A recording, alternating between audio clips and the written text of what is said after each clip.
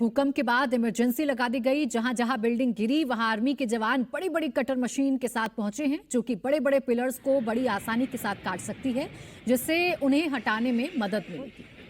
Bangkok में भूकंप के बाद इमरजेंसी को डिक्लेयर किया गया है। यहां आप देखेंगे तो आर्मी को बुलाया गया है। आर्मी के जवान यहां बड़े एक्सक्वेटर्स लेकर पहुंचे हैं।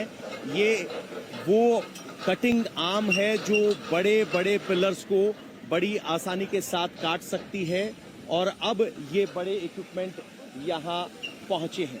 एक के बाद एक यहाँ आर्मी के जवान पहुँच रहे हैं लेटेस्ट इक्विपमेंट लेकर।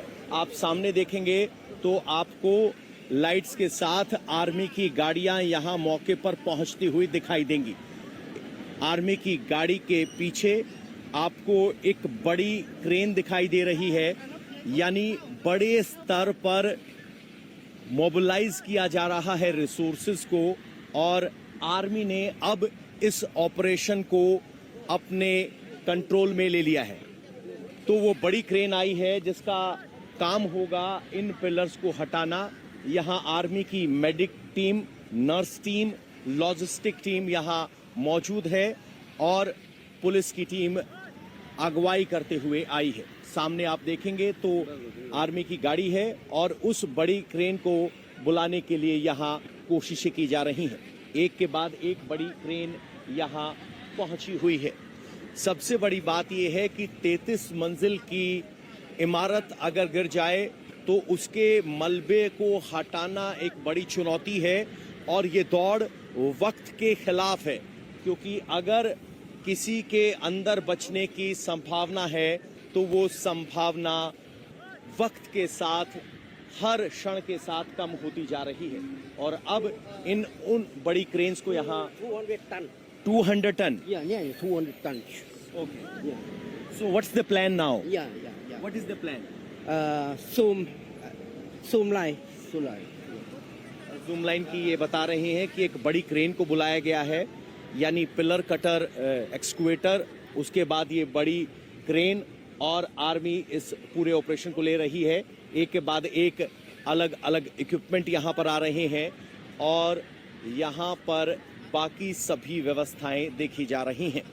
लेकिन जितने बड़े ये आपको इक्विपमेंट नज़र आ रहे हैं, उतनी ही बड़ी चुनौती यहाँ आपको मलबे में दिखाई देगी।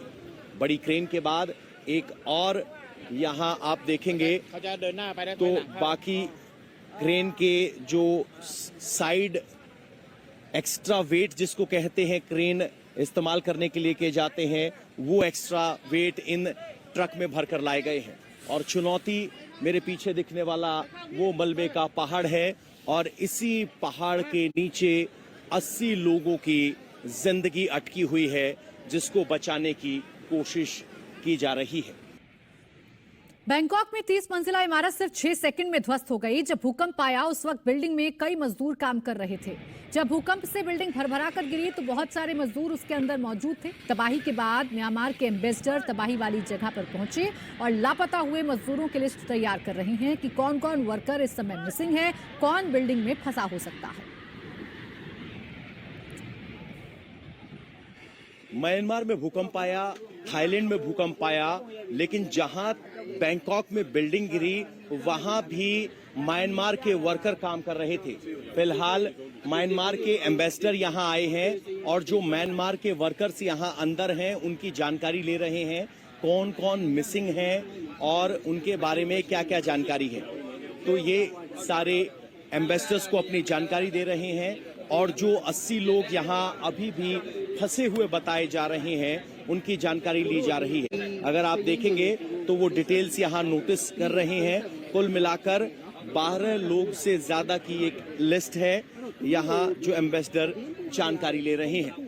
म्यांमार के एम्बेसडर यहाँ ये जानकारी लेने के लिए पहुंचे हैं, और जो मजदूर यहाँ पर ट्रैप्ड हैं वो भी म्यांमार से हैं।